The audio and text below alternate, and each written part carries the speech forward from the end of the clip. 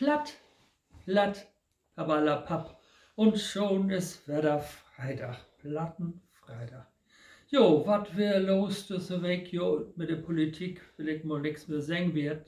Habt ihr de Wohl habt und der Sektbuddel steht immer noch im Kühlschrank, weil die Brun ja wieder rinkommen sind.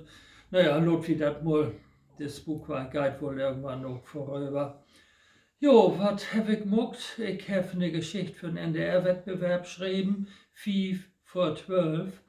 Und die hab ich nur abschickt und gleichzeitig hab ich noch ja, so ein Buch fertig gemacht für meine Nichte, für Kerstin, Du erzähl mal.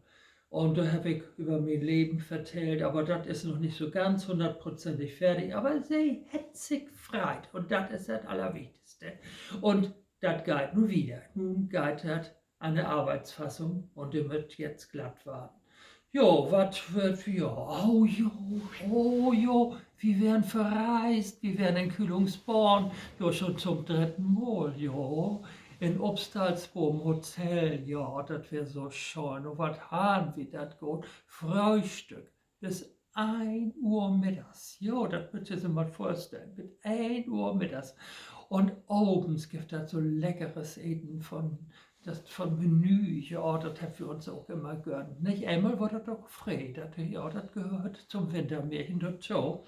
Ja, und wie wir dann auch nochmal in Rostock und der hat wie Walter Kempowski besorgt, naja, nicht er persönlich, er ist ja im Heben oben, nicht? Nee, wir wären da in das Museum, in das Kulturhistorische Museum und habt uns die Ausstellung ansehen. Ja, und dann werden wir noch in Archiv und er hat wir so nett uns unterholen mit der Archivleiterin und mit dem Mitarbeiter. Ja, das war richtig schön. Und dann werden wir noch schon Kaffee trinken.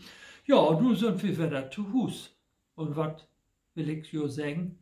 Hier zu Hus ist das zwar schön, aber ich bin den ganzen Tag meut. Da an der Ostsee, da ging mir das gut. Die Sonne schien und wir sind spazieren gegangen. Und ich muss mir nicht einmal hinlegen. Und hier, oh Mann, was tiet das, wie wer da wegkommt. Aber in 1 Monat sind wir schon wieder weg und nun wünsche ich jo einen schönen Plattenfreitag. Tschüss, Lüd.